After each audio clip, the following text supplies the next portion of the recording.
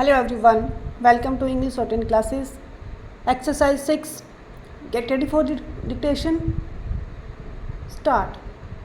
Even people who do not believe in planning, they are becoming fewer and fewer. Public who believe in what is called free enterprise are gradually realizing the limitations of free enterprise. Stop.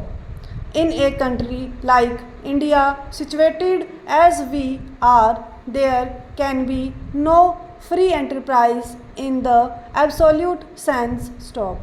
In our circumstances, I am quite certain that with an unplanned free enterprise approach, we cannot make any progress at all. Stop. If there is any progress, it will be lopsided. Stop. We can put up factories here and there, but it will result only in riches here and greater poverty there. Stop. That is not what India aims at. Stop. Further, the total wealth production of the country will not be as great as through planned effort. Stop. That is a patent fact requiring no proof. Stop.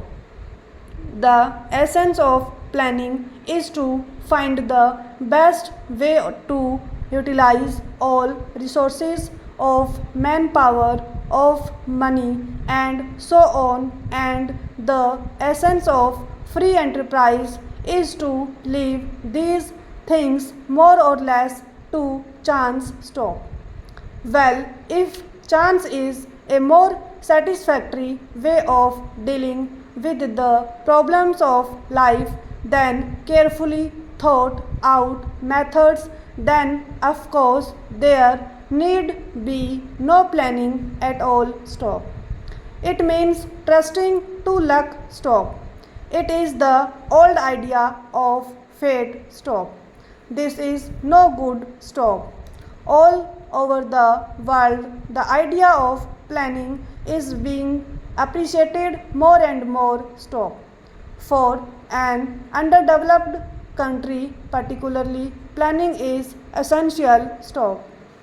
It may not be so necessary in developed countries. They can perhaps do without it. Stop.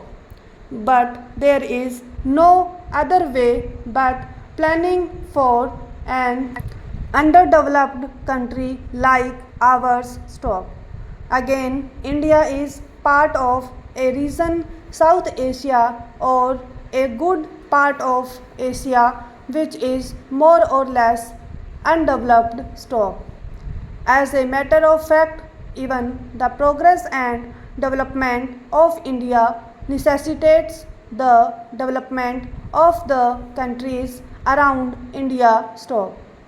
I do not mean to say that we cannot develop unless those countries also develop or that we should interfere with them. Stop. My point is that it is in our interest that other countries also develop. Stop.